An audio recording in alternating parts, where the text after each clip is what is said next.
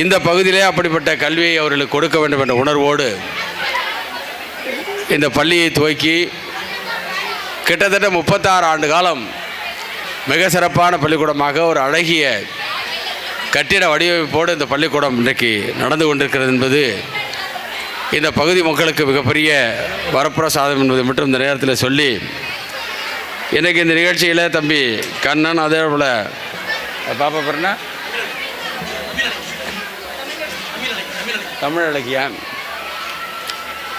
அவருடைய மகள் தமிழழகி, இவர்கள் எல்லாம் இணைந்து இந்த பள்ளிக்கூடத்தை மிக சிறப்பாக நடத்தி கொண்டிருக்கிறார்கள்.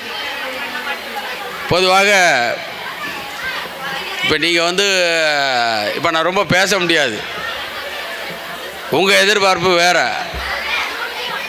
நான் இன்றைக்கி காலையிலேருந்து மாவட்ட ஆட்சியர் அலுவலகத்தில் எங்களுடைய மாவட்ட ஊராட்சி கூட்டம், அந்த கூட்டத்தை 5:30 மணிக்கு அங்கே முடிச்சுட்டு அங்கேருந்து கிளம்பி நேராக தலையாமங்கலம் தொடக்கப்பள்ளியில் நடைபெறுகிற அந்த கடுக்காக்காடு தொடக்கப்பள்ளி 87வது ஆண்டு விழா இந்த வருஷம். அப்போ ஒரு தொடக்கப்பள்ளி ஒரு கிராமத்தில் 86 வருஷத்துக்கு முன்னாடி துவக்கி 87வது ஆண்டு ஊராட்சி ஒன்றிய தொடக்கப்பள்ளி, அதில் நடைபெறுகிற ஆண்டு விழா நிகழ்ச்சியில் கலந்து கொண்டு வேகமாக முன்னாடியே கலந்துக்கணும்னு நினச்சிக்கிட்டு இருந்தேன். காலம் கடந்து இங்கே கலந்து கொண்டதற்கு உங்கள் அத்தனை பேருடையும் முதலிலே நான் வருத்தத்தை தெரிவித்து கொண்டு, இந்த நிகழ்ச்சியிலே கலந்து கொள்வது என்பது எனக்கு மகிழ்ச்சியான நிகழ்வு. தம்பி கண்ணனும் அவரோட துறையாரும் கலையரங்கு நம்மள்கிட்ட தமிழழகியும் என்னை அழைச்சப்போ நான் சொன்னேன், நாங்கள் 20 நாளைக்கு முன்னாடியே மாவட்ட ஊராட்சி கூட்டத்துக்கு தேதி போட்டு நடத்துகிறோம், இப்போ நான் அன்றைக்கி வர்றதுக்கு சங்கடம் இருக்குமே அப்படின்னு சொன்னேன். இல்லை, நீங்கள் லேட்டாக வந்தாலும் வந்துருங்க, கலந்துக்கணும் அப்படிங்கிறத சொன்னாங்க. இன்றைக்கி நம்முடைய ஊரில் நடைபெறுகிற இந்த நிகழ்ச்சியில் கலந்து கொள்வது மற்றற்ற மகிழ்ச்சி அளிக்கிறது. பிள்ளைங்களோட கலை நிகழ்ச்சியெல்லாம் வேறு பின்னாடி இருக்குது. நீங்கள் வருகை இருக்க பெற்றோர்களுடைய ஆசை என்னன்னாக்கா, நம்ம ஓட்டு பிள்ளை எப்படி பாட்டு பாட போகுது, நம்ம ஓட்டு பிள்ளை எப்படி நடனம் ஆட போகுது, எப்படி ஆங்கிலம் பேச போகுது அப்படிங்கிறத பார்க்கறதுக்காக வந்திருக்கிறதான வழிய எங்களை போன்றவர்களுடைய பேச்சை கேட்க வரவில்லை என்பது எனக்கு நன்றாக தெரியும். இருந்தாலும் கூட நம்முடைய பள்ளிக்கு மாணவர்களை அனுப்புகிறோம். நம்முடைய பெற்றோர்கள் எப்படி இருக்க வேண்டும், பெற்றோர்கள் எப்படி குழந்தைகளை பாதுகாக்க வேண்டும் என்ற ஒரு சில செய்தியை மட்டும் சொல்லி நான் விடைபெறலாம் என்று கருதுகிறேன். இந்த பள்ளியில் படிக்கிற குழந்தைகள் மிக சிறப்பாக கல்வி போதிக்கப்பட்டு மிக சிறப்பாக படிக்கிறார்கள் என்ற செய்தி எங்களுக்கு தெரியும். இருந்தாலும் கூட நம்முடைய பெற்றோர்கள் இன்றைக்கு நிறைய பேர் வந்திருக்கிறீர்கள். ஒரு சாதாரண கிராமத்தில் இருக்கிற இந்த மெட்ரிகுலேஷன் பள்ளியில் கிட்டத்தட்ட 600 பேருக்கு மேல், எவ்வளோ ஸ்ட்ரென்த்து, 620 பிள்ளைகள் படிக்க என்று சொன்னால் இந்த பள்ளியினுடைய தரம் எப்படி இருக்கும் என்பதை நாம் யோசிக்க வேண்டும். ஆக எல்லோரும் நம்பிக்கையில் அந்த பிள்ளைகளை இங்கே அனுப்புகிறீங்க. அந்த நம்பிக்கையோடு அந்த பிள்ளைகளும் இங்கே படிச்சுட்டு வர்றாங்க. இன்றைக்கி ஆங்கில வழி கல்வி என்பது ஒரு மோகமாக இருந்தாலும் கூட எதிர்காலத்தில் நம்முடைய குழந்தைகள் வெளிநாட்டில் சென்று பணியாற்றுவதற்கு, வெளிநாட்டில் சென்று பொருளீட்டுவதற்கு எல்லா வகையிலும் இந்த ஆங்கிலம் பயன்படும் என்ற நோக்கத்தில் இந்த குழந்தைகளை இந்த பள்ளியில் சேர்த்து படிக்க வைத்திருக்கிற நம்முடைய அன்பிற்கினிய தாய்மார்கள் ஒரே ஒரு விஷயத்தை மட்டும் புரிந்து கொள்ள வேண்டும். தந்தை பெரியார் என்ற மனிதன் மட்டும் இல்லை என்று சொன்னால் நான் இந்த மேடையில் நின்று பேச முடியாது. இவ்வளவு பெண்கள் இன்றைக்கு நாற்காலி போட்டு அமர்ந்திருக்க முடியாது. அப்படிப்பட்ட சூழல் ஒரு காலத்தில் இருந்தது. அடுப்போதும் பெண்களுக்கு படிப்பதற்கு என்ற காலம் அந்த காலம். ஆனால் இன்றைக்கி எல்லா பிள்ளைங்களும் பிஇ படிச்சிருக்கு, எம்ஏ படிச்சிருக்கு, எம்எஸ்சி படிச்சிருக்கு, இப்படி டாக்டர் படிச்சிருக்கிறாங்க. பெண் பிள்ளைகள் தான் இன்றைக்கு பெரிய கல்வி அறிவு பெற்ற பிள்ளைகளாக, பெண்கள் தான் மிக சிறந்த கல்வியாளர்களாக இந்த சமுதாயத்தில் இன்றைக்கு விளங்கி கொண்டிருக்கிறார்கள். அதற்கு காரணம் என்னவென்றால் சொன்னால், பெண் கல்வி பெற்றால்தான், கற்றால்தான் அந்த பெண்கள் தங்களுடைய குழந்தைகளை மிக சிறப்பாக அவர்களுக்கு பாடம் சொல்லிக் கொடுத்து மிக சிறந்த குழந்தைகளாக உருவாக்குவார்கள் என்பதை நம்முடைய தலைவர்கள் எல்லாம் நினைத்துதான் பெண்களுக்கான கல்வி அவசியம் என்பதை அன்றைய தினம் உணர்ந்திருந்தார்கள். இன்றைக்கு அது வெற்றி பெற்றிருக்கிறது. பெண்கள் அத்தனை பேரும் கல்வி கற்றிருக்கிறார்கள். மிக சிறந்த அளவில் இன்றைக்கு உயர்ந்திருக்கிறார்கள். ஆணுக்கு பெண் சமம் என்று சொல்கிற அளவுக்கு பெண்கள் இன்றைக்கு வளர்ந்திருக்கிறார்கள் என்பது மகிழ்ச்சியான விஷயமாக இருந்தாலும் கூட இன்றைக்கு சமுதாயத்தில் நம்முடைய பெண்கள் மிக சிறந்த குடும்ப தலைவியாக எல்லாவற்றிலும் ஆணுக்கு பெண் நிகராக ஒரு குடும்பத்தை ஒரு ஆற்றலுள்ள பெண்ணால் தான் மிக சிறந்த குடும்பத்தை ஏற்படுத்த முடியும் என்ற உணர்வை ஏற்படுத்துகிற வகையில் நம்முடைய பெண்கள் இன்றைக்கு மிகப்பெரிய அளவில் நிரம்பி இருக்கிறீர்கள். ஒரு காலத்தில் கிராம பகுதியில் சாதாரணமாக ஆண்களை படிச்சிருப்பாங்க, பெண்கள் படிக்காமல் இருப்பாங்க. அப்போ பெண்கள் படிக்காமல் இருக்கிற பொழுது திருமணம் செய்து கொடுத்தால் அந்த பெண்ணுக்கு வேறு வழியே கிடையாது. கணவன் எப்படி பிடிச்சி போட்டு அடித்தாலும் என்ன பண்ணுறது, நம்ம அப்பா அம்மா கட்டி கொடுத்துட்டாங்க, நம்ம குடும்பம் பண்ணிவிட்டு பிள்ளைகளை பாதுகாப்போங்கிற உணர்வோடு இருக்கிற பெண்களுக்கு இன்றைக்கி கல்வி அறிவு பற்றி எல்லா வகையிலும் உயர்ந்திருக்கிற காரணத்தினால் நம்ம யாரும் எதுவும் செய்ய முடியாது, எந்த கணவனும் மனைவியை எதுவும் செய்ய முடியாது. இப்போ ஏன்னா நீங்கள் என்ன செய்வீங்கன்னு எனக்கும் தெரியும். நீங்கள் இன்றைக்கி பொருளீட்டக்கூடிய அளவுக்கு மிக சிறந்த குடும்பம் நடத்தக்கூடிய அளவுக்கு பெண்கள் உயர்ந்திருக்கிற காரணத்தினால் கணவனெல்லாம் கைகட்டி நிற்கிற ஒரு சூழல் இன்றைக்கு ஏற்பட்டிருக்கிறது. இப்படி ஒரு சமுதாயம் மிக சிறந்த சமுதாயமாக இன்றைக்கு உயர்ந்திருக்கிறது என்ற செய்தியை மட்டும் சொல்லி, நம்முடைய குழந்தைகளுக்கு மிக சிறப்பான உணவை கொடுக்க வேண்டும், மிக சிறப்பான கல்வியை நீங்கள் கொடுக்க வேண்டும். பள்ளிக்கூடத்தில் பாடம் நடத்துறது மட்டும் நீங்கள் அதோடு விட்டுடக்கூடாது. வீட்டில் அவர்களுக்கு நல்ல சத்தான உணவை கொடுக்க வேண்டும். ஒரு காலத்தில் நான் இப்போ அந்த நிகழ்ச்சியில் பேசிட்டு வரும்போது சொல்லிட்டு வந்தேன், ஒரு காலத்தில் கோழி முட்டையை விற்றுவிட்டு கருவாடு வாங்கி குழம்பு வச்ச காலம்லாம் உண்டு, பழைய காலம். ஆனால் இப்போ பள்ளிக்கூடத்திலேயே நம்முடைய அரசாங்க பள்ளிக்கூடத்தில் ஒரு நாளைக்கு ஒரு முட்டை விதம் 5 நாளைக்கு 5 முட்டைகளை சத்துணவுக்காக இன்றைக்கு கொடுக்குற சூழல். நம்ம வீட்டில் இது மேனேஜ்மெண்ட் ஸ்கூலு இருந்தாலும் நீங்கள் இந்த குழந்தைகளுக்கு டெய்லி நல்ல புரதச்சத்து கிடைக்கக்கூடிய அளவுக்கு சத்தான உணவுகளை கொடுக்கிற பொழுது தான் அவர்கள் கல்வி அறிவு பெற முடியும். அப்பொழுது தான் அவங்களுக்கு என்ன படித்தாலும் ஏற்றுக்கொள்ளக்கூடிய ஒரு நிலை ஏற்படும். மிக சிறப்பான அந்த சத்தான உணவுகளை நீங்கள் கொடுத்து இந்த எதிர்கால சமுதாயத்தை நீங்கள் உருவாக்க வேண்டும் என்று இந்த வருகின்றிருக்கிற நம்ம குடும்ப தலைவிகளை அன்போடு கேட்டுக்கொண்டு, இந்த நிகழ்ச்சி ஒரு மகிழ்ச்சிக்குரிய நிகழ்ச்சியாக இருக்கிறது. நீண்ட நேரம் நான் உங்களிடம் பேசி கொண்டிருந்தால் உங்களுக்கே ஏண்டா இந்த கடைசி நேரத்தில் அவர் ஏதாச்சும் ஒரு 2 டான்ஸை பார்க்கலாம், இவர் பேசிக்கிட்டே இருக்காருங்கிற மனநிலை உங்களுக்கு வந்துவிடும் என்ற செய்தி காரணத்தினால் என்னுடைய உரையை இதோடு நிறைவு செய்து, மிக சிறப்பான கல்வியை இந்த குழந்தைகளுக்கு கொடுப்பதற்கான வாய்ப்பை தாய் தந்தையர்கள் ஏற்படுத்த வேண்டும். அப்படி தாய் தந்தையர்கள் ஏற்படுத்துகிற பொழுது ஆண் பிள்ளைகளாக இருந்தால் ஒரு ஆளுமையான பிள்ளையாக வளர்த்துவதற்கான வாய்ப்பை நீங்கள் தான் ஏற்படுத்த வேண்டும். பெண் பிள்ளையாக இருந்தால் ஆணுக்கு பெண் சமம் என்ற இந்த காலத்தில் அந்த பெண்ணுக்கு எல்லாவற்றையும் சொல்லிக் கொடுப்பதோடு மிக சிறந்த சமையலை சொல்லிக் கொடுக்க வேண்டும். இப்போ யாரும் சமைக்கிறதில்லை.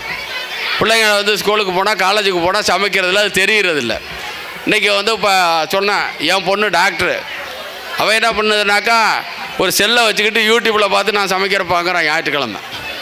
இப்போ அவசியம் என்னன்னாக்கா நல்ல சமையலை கற்றுக் கொடுக்க வேண்டும். நல்ல சத்தான உணவுகளை தயார் செய்வதற்கான வாய்ப்பை தாய்மார்கள் தான் ஏற்படுத்த வேண்டும். அப்படி ஏற்படுத்துகிற பொழுதுதான் அந்த பெண்கள் எங்கே சென்றாலும் நல்ல கல்வி அறிவு பெற்றிருந்தாலும் கூட, என்னதான் நம்ம டாக்டராக இருந்தாலும், என்னதான் பெரிய உத்தியோகத்துக்கு போனாலும் நாம் தான் சமைக்கணும். ஆனால் இன்றைக்கி சமுதாயத்தில் ஒரு நல்ல சூழல் ஏற்பட்டிருக்கிறது. ஆம்பளைங்களும் இன்றைக்கி என்ன உத்தியோகம் பார்த்தாலும் பாதி வேலையை உங்களுக்கு செஞ்சு கொடுக்குற ஒரு சூழல் வந்திருக்குது. நாங்கள் என்கிட்ட ஒரு பையன் இருக்கான் ஸ்டாலின்னு, அவன் எம்ஏ எம்ஃபில் பிஹெச்டி படிச்சிருக்கான். காலையில் வாக்கிங் போகிறதுக்கு வருவான் என்னோட. என்னடா தம்பி ஏன் லேட்டு, வாங்க ஏன் லேட்டு அப்படின்னு கேட்டேன்னா, ஆனால் இப்போ தானே தண்ணி தூக்கி வச்சுட்டு வந்தேன்னாம்பா. ஒரு காலத்தில் ஆம்பளைங்கள்லாம் தண்ணி தூக்கினது உண்டா, ஆனால் இப்போ தானே காரி வாங்கி கொண்டு கொடுத்துட்டு வந்தாண்டா அப்படிமா. அப்படி உங்களுக்கு உதவிகரமாக நீங்கள் பாதி வேலை செஞ்சாக்கா இன்றைக்கி ஆண்களும் பாதி வேலை செய்கிற அளவுக்கு இன்றைக்கு இந்த சமுதாயம் விழிப்புணர்வு உள்ள சமுதாயமாக மாறி இருக்கிறது. அதனால் நீங்கள் இப்படிப்பட்ட சமுதாயத்தில் இருக்கிற நீங்கள் இந்த குழந்தைகளை மிக சிறந்த குழந்தைகளாக உருவாக்க வேண்டும் என்று இந்த நேரத்தில் கேட்டு, நம்முடைய அன்புக்கினிய சகோதரர் இளவரசன் அவர்கள் இந்த பகுதியில் சாதாரண சாமானியர்களுக்கு ஒரு உதவி செய்யக்கூடியவராக, ஈகை மனம் கொண்டவராக இருக்கிறார் என்பது எல்லாருக்கும் தெரியும். அதையெல்லாம் பயன்படுத்தி கொண்டு நம்முடைய குழந்தைகளை வேறு நல்ல கல்லூரிகளிலோ அல்லது உயர்கல்வியிலோ படிப்ப வைப்பதற்கு இன்றைக்கு ஒரு அற்புதமான வாய்ப்பு இந்த உள்ளிக்கோட்டை கிடச்சிருக்கு. பக்கத்திலேயே மந்திரி வீடு இருக்குது. மந்திரி தமிழ்நாடு முழுவதும் எங்கே வேணாலும் எது வேணாலும் செய்வதற்கான வாய்ப்பை பெற்றவர்களாக நம்முடைய மாண்புமிகு அமைச்சர் அவர்கள் கிடைத்திருக்கிறார்கள். எல்லா வகையிலும் சிறப்புக்குரிய மனிதராக அவர் இன்றைக்கு உயர்ந்து நிற்கிறார்கள். இதையெல்லாம் நீங்கள் பயன்படுத்தி கொள்ள வேண்டும். ஏன் நம்ம போய் அவரை பார்க்கணும், அவரை பார்க்குறதுல நமக்கு என்ன அப்படின்லாம் நினைக்கக்கூடாது. நம்ம குழந்தைகளை கல்வி அறிவுள்ள குழந்தைகளாக, ஏதாவது பட்டம் படிக்கிற குழந்தைகளாக நம்ம உருவாக்கி விட்டோமானால் அவர்கள் வெளிநாடு சென்று பொருள் ஈட்டி மிகப்பெரிய அளவிலே நாம் உயர்வதற்கான வாய்ப்பை ஏற்படுத்துவார்கள். பணம் என்பது மனிதனுக்கு தேவை, பணமே வாழ்க்கை இல்லை என்பதை மட்டும் என்னை போன்றவர்களுக்கு தெரியும். இருந்தாலும் கூட பணம் இருந்தால்தான் கூரை வீடு மாடி வீடு ஆகும். மாடி வீட்டில் எல்லாம் டைல்ஸ் போட முடியும், கிரானைட்டு போட முடியும், எல்லாம் பண்ண முடியும். ஆனால் அந்த வாழ்க்கை பெறுவதற்கு பணம் தேவை. அந்த பணம் தேவைன்னா நம்ம வீட்டு பிள்ளைங்களை அப்படி படிக்க வைக்கணும். ஒரு காலத்தில் கூரை குடிசையில் இருந்தோம், இன்றைக்கி எல்லாரும் மாடி வீட்டில் இருக்கிறோம்.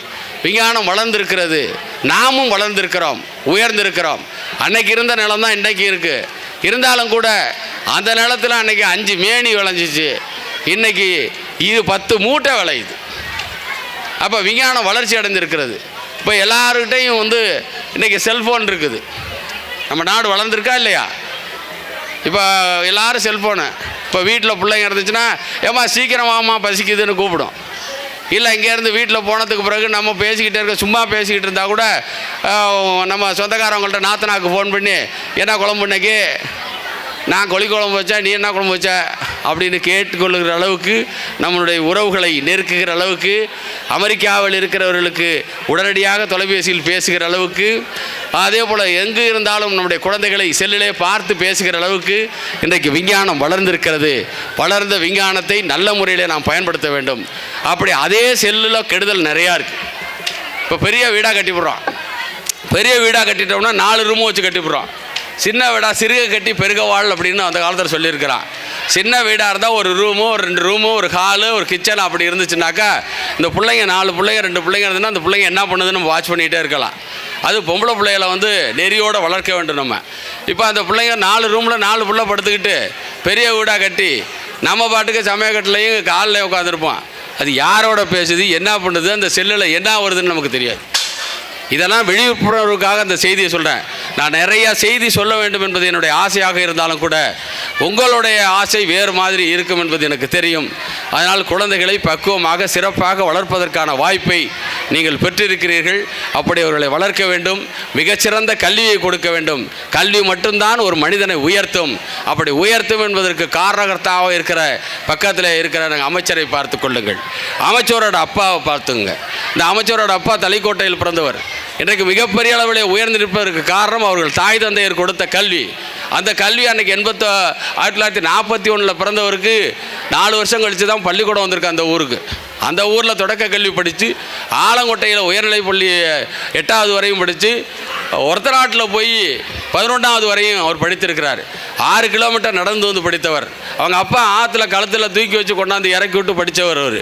அதில் ஏகப்பட்ட கஷ்டங்கள்லாம் இருந்திருக்கு. அந்த செய்தியை நிறைய சொல்வதற்கு இங்கே நேரம் இல்லை. இருந்தாலும் கூட அதற்கு பின்னாடி 10 மைல் நடந்து ஒருத்தநாட்டில் போய் 10 மைல் நடந்து அங்கே ஹாஸ்டலில் தங்கி படித்த அந்த மனிதர் தான் இன்றைக்கு உலக நாடுகளில் 133 நாடுகளுடைய தலைவராக இருந்தார். மிகப்பெரிய அளவில் வளர்ந்த மனிதனாக அவர் இருந்திருக்கிறார். இந்த நாட்டில் 56,000 கோடி மத்திய நிதியை கொண்டாந்து கொட்டி அனைத்து சாலைகளையும் செப்பனிட்ட மனிதராக அண்ணன் டிஆர் பாலு அவர்கள் இருந்திருக்கிறார்கள்.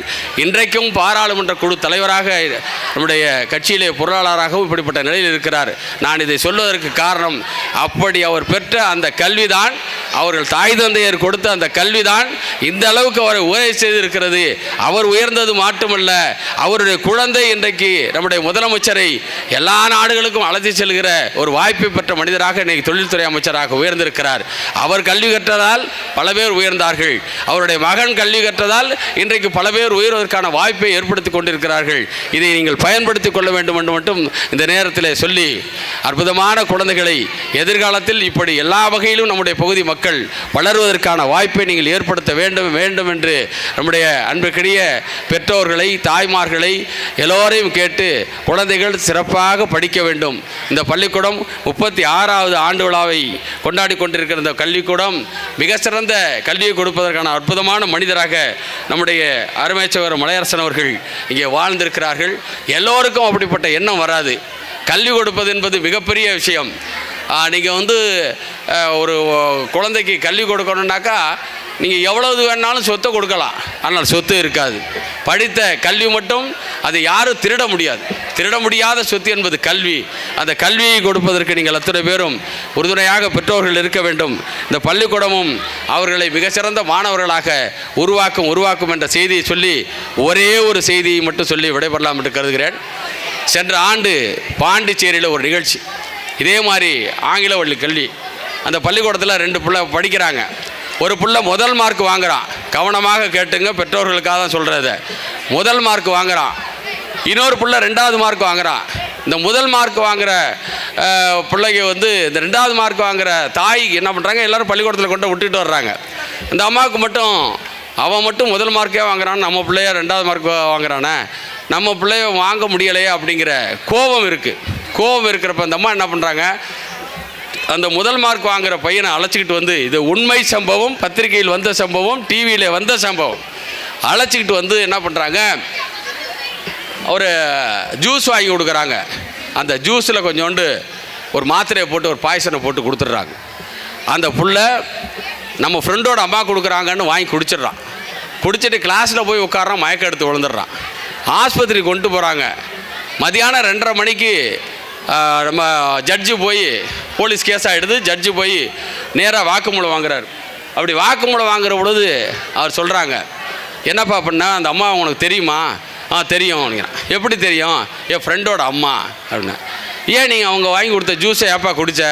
எங்கள் ஃப்ரெண்டோட அம்மா கொடுத்தாங்கன்னு நான் குடிச்சிட்டேன் அப்படிங்கிறான். குடிச்சிட்டு வாக்குமூலம் வாங்கிட்டு போயிட்டாங்க. மாலை 8 மணிக்கு அவன் இறந்து போயிடுறான். அந்த புள்ள இறந்து போயிடுது. அப்போ இது என்ன, தாயா அது பேயான்னு நம்ம யோசிக்க வேண்டிய நிலை இருக்கிறது. அதனால் நம்ம குழந்தைகளை சொல்லி அனுப்ப வேண்டும் பள்ளிக்கூடத்திற்கு. யாரும் எதுவும் கொடுத்தால் சாப்பிடக்கூடாது. என்னதான் ஃப்ரெண்டோட அம்மான்னு அவன் குடிச்சு அன்றைக்கி இறந்து போயிட்டான். ஒரு பிள்ளை முதல் மார்க் வாங்கிய பிள்ளை இறந்து போய், இந்த 2வது மார்க் வாங்கின பிள்ளையோட அம்மா ஜெயிலுக்கு போயிட்டு, அந்த பிள்ளை பள்ளியும் சந்தியில் போயிட்டு, இந்த பிள்ளையும் இறந்து போச்சு. ஆக 2 குடும்பங்கள் இன்றைக்கு மோசமான சூழ்நிலைக்கு சென்று விட்டது என்பதை நாம் உண்மை சம்பவம், இந்த செய்தியை மட்டும் நான் எந்த பள்ளிக்கூடத்துக்கு போனால் சொல்லுவேன். அதனால் நம்முடைய பெற்றோர்கள் குழந்தைகளை பத்திரமாக அனுப்ப வேண்டும். குழந்தை மட்டும்தான் அப்பா செத்தா ஒரு வாரத்தில் மறந்துடுவான், அம்மா செத்தா ஒரு வாரத்தில் மறந்துடுவான், பாட்டி செத்தா ஒரு வாரத்தில் 10 நாளில் மறந்துடுவான். ஆனால் குழந்தை மட்டும்தான் மிக உயர்ந்த நம்முடைய குழந்தை, நாம் பெற்று வளர்க்கிற குழந்தை. அந்த குழந்தைகளை பேணி பாதுகாக்க வேண்டும் என்ற உணர்வு தாய் தந்தையர்களுக்கு இருக்கும். அந்த சோகத்தை மட்டும் நாம் தாங்கிக் கொள்ளவே முடியாது. எனவே அப்படி பெற்று வளர்க்கிற அந்த குழந்தைகளை நீங்கள் பாதுகாப்பாக வளர்க்க வேண்டும் என்ற செய்தியை சொல்லி, மிக சிறந்த கல்விமான்களாக உருவாக்க வேண்டும் என்ற செய்தியை சொல்லி, எதிர்கால சமுதாயம் இந்த இளம் பிஞ்சுகளை நம்பி இருக்கிறது என்ற செய்தியை சொல்லி, மிக சிறப்பாக கல்வியை கொடுக்கிற இந்த கல்வி நிறுவனத்திற்கும் என்னுடைய பாராட்டுதலையும் வாழ்த்துதலையும் சொல்லி விடைபெறுகிறேன். வணக்கம்.